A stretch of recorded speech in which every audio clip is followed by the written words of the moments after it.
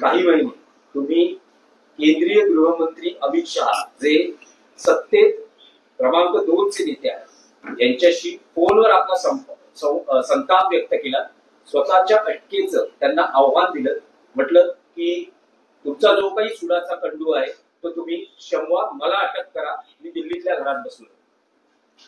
आपण नरकातला स्वर्ग हे पुस्तक संपूर्ण वाचल्याबद्दल मी आपला आभारी आहे. आज त्या पुस्तकाचं प्रकाशन होत आहे. रवींद्र नाट्य मंदिर, माननीय शरद पवार साहेब असतील, उद्धवजी असतील, साकेत गोखले, जावेद अख्तर आणि आपल्या माध्यमातून हे पुस्तक लोकांपर्यंत देशात पोहोचले. मला देशभरातून फोन येत आहे आणि मला गंमत वाटतंय सांगायला सगळ्यांना. या पुस्तकाची पहिली आवृत्ती काल संपली, प्रसिद्ध व्हायची. हे आपल्यामुळे झालं. आपला जो प्रश्न आहे की माझ्या अटकेआधी मी अमित शहाना फोन केला, देशाच्या गृहमंत्र्यांना. कारण सरकारची किंवा सत्ताधाऱ्यांची अशी भूमिका असते, मुख्य माणसाला जर त्रास द्यायचा असेल तर आधी त्याच्या आसपासचे त्याचे जवळचे नातेवाईक, मित्रपरिवार यांना त्रास द्या, त्यांना चौकशांना बोलवा, त्यांना प्रश्न विचारा, त्यांना 8-10 तास बसवून ठेवा, त्यांच्याशी जे व्यवहार करतात त्यांना धमक्या द्या, त्यानंतर त्यांच्यावर जोरदार पद्धतीनं धाडी घाला, म्हणजे चाळीत पण धाडी घालतात, जाऊन चाळीत साध्या. हे त्यांनी माझ्या बाबतीत सुरू केल्यावर माझे काही नातेवाईक, मित्र ज्याचा काही संबंध नाही, ते फक्त माझ्याशी त्यांचे संबंध आहेत, मित्रपरिवार आहे, ते मला वाईट वाटलं. आधी मला वाईट वाटलं की माझ्यामुळे इतरांनी त्रास का सहन करा. मी राजकारणात आहे, मी सहन करेन. पण सकाळपासून धाडी सुरू झाल्या, रात्रीपर्यंत सुरू होत्या. काही लोकांना बोलून घेऊन गेले ईडीच्या कार्यालयात, धमक्या दिल्या, हे स्टेटमेंट द्या, ते स्टेटमेंट द्या, ते स्टेटमेंट द्या, नाहीतर तुम्हाला अटक करू. सामान्य माणूस असतो ज्याला या सगळ्याची त्यांची मानसिक तयारी नसते. अचानक त्याला ईडीचे अधिकारी उचलून घेऊन जातात. जसा यमदूत येतो, सैतान येतो आणि त्याच्यात नेतो ना सिनेमा, त्या पद्धतीने ते नेतात. जणू काय आम्ही डॉन आहोत, बरं का, आम्ही डॉनच आहोत त्या असं त्या काळात ते वागायचे. मग माझ्या दिल्लीत बसलो होतो मी तेव्हा, मला कळलं की असा रेट चालल्यात, लोक आमच्या लोकांनी त्रास दिला जातो. म्हणजे आमच्या कॉलनीमध्ये लोक राहते, तिथे राहते, तिथे एक बाजूला गाडी उभी आहे, जागा आहे, त्याने थांबवली. त्या गाडी ज्याची आहे त्याच्यावर रेट पडला, तिथे गाडी थांबवली, म्हणजे ही गाडी यांची आहे, फक्त तुमच्या नावावर आहे. असा कोणी तपास करतो का? बकवास. याला केंद्रीय तपास यंत्रणा म्हणतात. म्हणजे त्रास द्यायचा, छळायचं सगळ्यांना. तर मी अमित शहाना फोन केला रात्री 11 वाजता. गृहमंत्री आहेत, माझ्या जवळ अनेक लोक बसले होते. म्हणजे नका त्यांना फोन, का नाही फोन करायचा? त्यांना सांगतोय चुकीचं करताय तुम्ही, तुमची जी यंत्रणा आहे ती चुकीची आहे. मी त्यांना सांगितलं. त्यांनी फोन केला तेव्हा ते आधी ते नव्हते, मीटिंगमध्ये होते, पण त्यांनी 4थ्या मिनिटाला त्यांचा मला रिटर्न कॉल आला आणि हाँ बोलो संजय भाई, प्रेमानंद बोलो संजय भाई, आपने फोन किया था. मैं बोलो हाँ अमित भाई, मैं फोन इसलिए किया कि आप देश के गृह मंत्री हो, आप एक जिम्मेदार मंत्री, नेता. ये जो चल रहा है मेरे बारे में, उस बारे में मुझे आपसे कुछ कहना नहीं. ये राजनीति है, आप मुझे जो तकलीफ दे रहे हो वो आपकी राजनीति, लेकिन आप मुझे तकलीफ दीजिए, लेकिन मेरे लिए आप हमारे परिवार के लोग जिनका कोई संबंध नहीं है, मेरे दोस्त हैं, उनके ऊपर रेड्स हो रहा है, उनको पकड़ कर लेके जा रहे हो आप. 10-10 घंटा बिठा रहे हो। ये कौन से कानून में लिखा? ये क्या है? मैं ये मानने को तैयार नहीं कि ये आपके मंजूरी के सिवाय हो रहा। तो आप सबसे पहले रुकवाइए। और मैं दिल्ली में बैठा हूँ, सफदरजंग लेन 15 मेरा एड्रेस आपको मालूम है, आपके सामने ही हूँ मैं। आपकी जो टीम है पीडी की, उसको मेरे पास भेज दीजिए। अगर मुझे अरेस्ट करना है तो आप मुझे अरेस्ट कर दीजिए, मुझे गिरफ्तार कर लीजिए, मुझे कोई, लेकिन एक नौटंकी बंद कर दीजिए आणि मी फोन ठेवून दिला। तो ते बोला ना, मला माहित नहीं, बोले गृहमंत्री को मालूम नहीं ऐसा होता है क्या?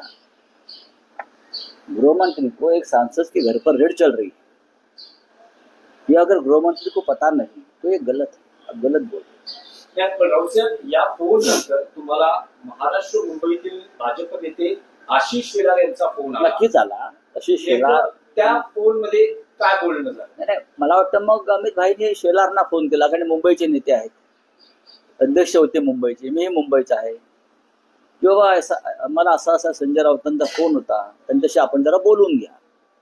मग शेलारांचा फोन आला की तुम्ही अमित भाईंशी तुमचं बोलणं झालं? मी हो झालं ना, गृहमंत्री आहेत ते, असा इश्यू आहे। नाही, मला अमित भाई म्हटले जरा संजय राऊतांशी बोलून घ्या, तुम्ही ते चिडलेले आहेत। बोलो हे असं याच्या संदर्भात माझं बोलणं झालं नाही, मग मी बंद केली आणि मी फोन ठेवून दिला। तो ते बोला ना, मला माहित नहीं, बोले गृहमंत्री को मालूम नहीं ऐसा होता है क्या? गृहमंत्री को एक सांसद के घर पर रेड चल रही है, ये अगर गृहमंत्री को पता नहीं तो ये गलत है, आप गलत बोल रहे हैं। पण राऊसाहेब, या फोन नंतर तुम्हाला महाराष्ट्र मुंबईतील भाजप नेते आशिष शेलार यांचा फोन आला, नक्कीच आला। आशिष शेलार, त्या फोन मध्ये काय बोलणं झालं? नाही, मला वाटतं मग अमित भाईने शेलारना फोन केला, कारण मुंबईचे नेते आहेत, अध्यक्ष होते मुंबईचे, मीही मुंबईचा आहे, किंवा मला असा संजय राऊतांचा फोन होता, त्यांच्याशी आपण जरा बोलून घ्या। मग शेलारांचा फोन आला की तुम्ही अमित भाईंशी तुमचं बोलणं झालं? मी हो झालं ना, गृहमंत्री आहेत ते, असा इश्यू आहे। नाही, मला अमित भाई म्हटले जरा संजय राऊतांशी बोलून घ्या, तुम्ही ते चिडलेले आहेत।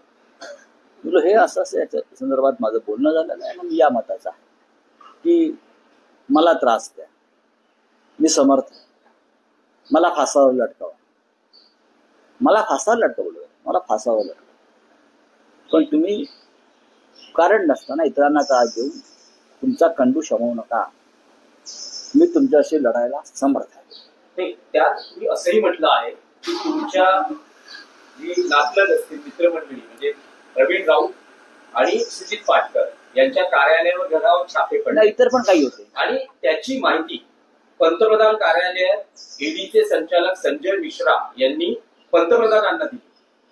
हे सगळं आहे ना। संजय मिश्रा जाऊन प्रधानमंत्र्यांना ब्रीफ करत होते की या देशातला कितीतरी मोठा घोटाळा आम्ही उघडकीस आणलेला आहे। साले घोटाळा म्हणतात, किती 1500 करोड 1600 करोड, हे ईडीचे संचालक तेव्हाचे जाऊन ब्रीफ करत होते प्रधानमंत्री कार्यालयात। सगळे नौटंकी चालू होती, बकवास। पण मग या पुस्तकामध्ये त्याविषयी सगळं आलेलं आहे।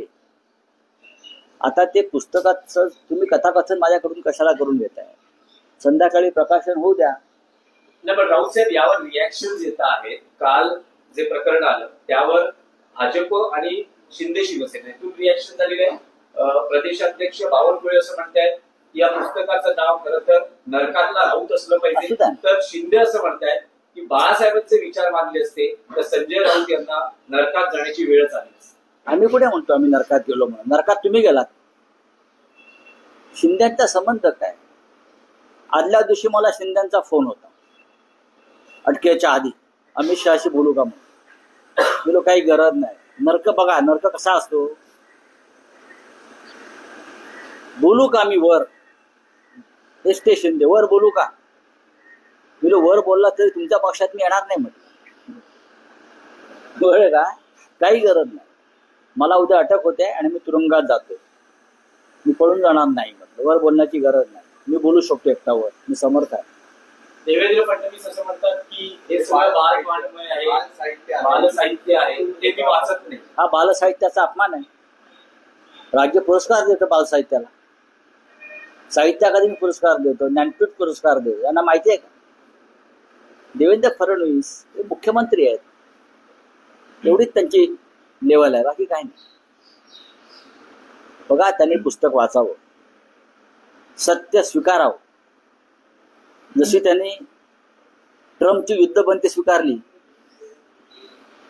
प्रेसिडेंट ट्रम्पने लादलेली युद्धबंदी स्वीकारली आणि आता तिरंगा यात्रा काढतायत, तसे त्यांनी या पुस्तकातलं सत्य स्वीकारा, एवढंच मी सांगतो. राहुल साहेब, तुम्ही असं म्हणतात की एकनाथ शिंदेचा फोन आला होता. खरं तर पक्ष फुटीनंतर झालं होतं. पक्ष फुटल्यानंतर एकनाथ शिंदेचा पूर्ण गड बाजूला तेव्हा ते मुख्यमंत्री होते. तरी ते तुम्हाला मदत करण्यासाठी धावून आले असं तुमचं म्हणणं आहे. बघा, असं आहे की ते आले, पण मी म्हटलं नाही. मी ठाम आहे ना, मी ठाम आहे. मी झुकणारा माणूस नाही. माझी मान जरी उडवली तरी मी सगळ्यांना माहिती मी झुकणार नाही. नाही, पण रावसाहेब, यामध्ये अनेकदा ही अशी चर्चा होती, तुम्ही पुस्तकातही म्हटलं की तुम्ही जेव्हा ईडी आर्थर रोड जेलमध्ये होता, शिवसेना युपीटीचे प्रमुख उद्धव ठाकरे हे तुम्हाला भेटण्यासाठी ते प्रयत्न करत होते, पण तुम्ही त्यांना काही निरोप दिले, ते काय नेमकं होतं? आता पुस्तकातली प्रत्येक गोष्ट मी तुम्हाला कशा इथे सांगते. पुस्तक लोकांना वाचू द्या. काही पत्र पोहोचलेल्या पुस्तक आणि एक असा प्रश्न आहे की नरेंद्र मोदी यांच्यासोबतचे तुमचे चांगले संबंध हा एक पॅरेग्राफ त्यामध्ये दिसतो आणि त्यामध्ये तुम्ही असं म्हणतात की अमित शहा तोपर्यंत दिल्लीच्या राजकारणात नव्हते, त्यामुळे दिल्लीच्या राजकारणात अमित शहा आल्यानंतर कटुता तुमच्या नात्यांमध्ये आली असं. 100% अमित शहा दिल्लीत आल्यानंतरच भारतीय जनता पक्ष आणि शिवसेनेमध्ये दरी पडायला सुरुवात झाली. अमित शहाना अरुण जेटलीने पण समजवलं, ऐसा मत करो. मला माहिती आहे, अरुण जेटली मला स्वतः बोलले कि अमित भाई ये करना ठीक नहीं, हमारे पुराने साथी है, हमको उनको साथ रहना है. एकदा अरुण जेटली स्वतः मला बोलले. मैंने उनको 2 बार समजाया. अरुण जेटली आजारी होते, इस्पितळात होते, तेव्हा अमित शहा त्यांना भेटायला गेले होते. तेव्हा 2014 सालची ही गोष्ट आहे. तेव्हा अरुण जेटलीने पण त्यांना सांगितलं की शिवसेना हमारा सबसे पुराना दोस्ताना है, उनके साथ हमको रहना पडेगा. पण रावसाहेब, भाजपचे आताच्या पिढीतले जे नेते हा एकदा अरुण जेटली स्वतः मला बोलले. मैंने उनको 2 बार समजाया. अरुण जेटली आजारी होते, इस्पितळात होते, तेव्हा अमित शहा त्यांना भेटायला गेले होते. तेव्हा 2014 सालची ही गोष्ट आहे. तेव्हा अरुण जेटलीने पण त्यांना सांगितलं की शिवसेना हमारा सबसे पुराना दोस्ताना है, उनके साथ हमको रहना पडेगा. पण रावसाहेब, भाजपचे आताच्या पिढीतले जे नेते आहेत ते तुमचं बाळासाहेबांशी असलेलं नातं किंवा एकूण जे काही तुम्ही या घटनांचे साक्षीदार राहिलेले आहात त्याबद्दल खिल्ली उडवताना दिसत आहे. पण तुम्ही या पुस्तकात एक असं म्हटलेलं आहे की तो एक प्रसंग सांगितलेला आहे, नेस्को ग्राउंडवर कशी बाळासाहेब आणि नरेंद्र मोदी तत्कालीन गुजरातचे मुख्यमंत्री यांची भेट झाली, त्यावेळेस तुम्ही तिथे होता. हा एक प्रसंग असेल. आणि दुसरा म्हणजे नरेंद्र मोदी यांना पंतप्रधान पदासाठी पाठिंबा देण्याचं पत्र उद्धव ठाकरे सही करत असतानाचा व्हिडिओ तुमच्याकडे आहे आणि तुम्ही त्यात काही म्हणालेला आहात. हे जे सगळे प्रसंग सांगितले त्याबद्दल तुमच्याकडून नाही आहे ना माझ्याकडे. आम्ही बघा, नेस्को ग्राउंडच्या कार्यक्रमानंतर मोदी गुजरातचे मुख्यमंत्री झाले होते, त्यावेळी ते बाळासाहेबांना भेटायला आले, तर मीच होतो तिकडे. तेव्हा हे भाजपवाले आताचे नव्हते. फोटो उपलब्ध आहेत ना, दाखवा ते फोटो. नरेंद्र भाई मोदी, बाळासाहेब ठाकरे आणि संजय राऊत असा एक फोटो उपलब्ध आहे. पुरावे खूप आहेत. उद्धव साहेबांनी नरेंद्र मोदींना प्रधानमंत्री पदासाठी दिलेल्या पाठिंबाचं पत्र तयार करत असताना मी गमतीने काढलेला व्हिडिओ आहे असा, तो सुद्धा उपलब्ध आहे. हे आताची पोरं ढोरं भाजपमध्ये नव्हती, हे काँग्रेस राष्ट्रवादीतून आलेले भाजपमधले लोक आहेत. त्याला काय माहिती भाजप आणि शिवसेनेचे काय संबंध होते त्या काळात ते. आणि मी गमतीने बोललो उद्धवजींना तेव्हा, उद्धवजी तुम्ही देशाचा पंतप्रधान नियुक्त करताय बरं का. उद्धवजी म्हटले हो हो, अरे बाबा नरेंद्र भाईंना आपण कधीतरी आपल्याला सांगायला पाहिजे की मी अशी अशी सही केली तुमच्या पत्रावर. बोलिए. उनको अरेस्ट किया गया है ईडी ने, और कहानी ये है कि उन्होंने अपनी हेडलाइन दी थी 26 इंच की टायर का, उसके बाद ये सारी कार्रवाई हुई है. बात ऐसी है कि गुजरात समाचार लगभग 100 साल पुराना अखबार है, लगभग 92 ईयर्स हो। और बाहुबली शाह जी या श्रेयांश शाह वो बहुत ही निष्पक्ष तरीके से अखबार चलाते हैं। सत्ता में कौन है उनकी चाटुगिरी करना उनकी आदत नहीं। जो स्थान रामनाथ गोयंका को था, नानाजी को था, वही स्थान गुजरात समाचार के बाहुबली और श्रेयांश जी को। लेकिन एक पुरानी 25 साल पहले की केस निकालकर उनको कल ईडी ने अरेस्ट किया। ये दहशतगर्दी, ये फ्रीडम ऑफ प्रेस पर हमला है। आप सच सुन नहीं सकते, सुनना नहीं चाहते। गुजरात समाचार का हेडलाइन वो लगभग सभी ने दिया है देश में कि आपने कायरता दिखाई है। 56 इंच की छाती की बात हमने नहीं की थी ना, वो तो मोदी जी ने की थी। तो अगर किसी ने सवाल पूछा है 56 इंच की छाती का क्या हो गया, तो उसके लिए आप उसके ऊपर ईडी और सीबीआई भेजकर एक वृद्ध एडिटर को अरेस्ट कर लेते। ये तो तानाशाही क्या तानाशाही के ऊपर की बात आप कर रहे हैं। हम सब बाहुबली जी और उनके परिवार के साथ है, उनके अखबार के साथ है। हम देखते हैं क्या हो रहा है, नहीं तो हम गुजरात जाकर अगर उस बारे में कोई आंदोलन होता है तो हम उनमें शामिल होंगे। होने वाला है उसमें आपके सर एक तरीके से नरेंद्र मोदी वही अखबार को इंटरव्यू देता है, अमित शाह की बात से वहाँ पे रेड होती है। आपने आपके मुद्दे भी कहा है कि अमित शाह से दोनों आपकी बात हुई, सर क्या बुरा वाक्य है सर? जैसे बातचीत एक तरीके से नहीं। अरे बात देश के गृह मंत्री हैं, मैं सांसद हूँ। अगर कोई गलत काम होता है तो मेरा काम है कि गृह मंत्री से बात करूं। जब मेरे आसपास रेड्स हो रही थी मेरे परिवार के ऊपर, मेरे मित्रों के ऊपर पूरा दिन, क्योंकि मुझे तकलीफ हो जाए, तो मैंने अमित शाह जी को फोन करके बोला ये गलत है, मैं आपका टारगेट हूँ, मैं दिल्ली में बैठा हूँ। ईडी को बोले मेरे घर में आकर मुझ पर रेड करो और मुझे अरेस्ट करो, मैं बैठा हूँ यहाँ।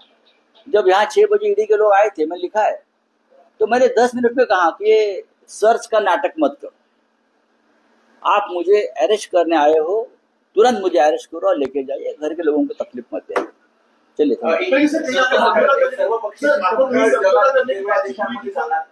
बीजेपी से समझौता करने की बातचीत आई, कितना शिंदे ने आपको बात किया है, कॉल किया है, ऐसा आपने कहा है सर?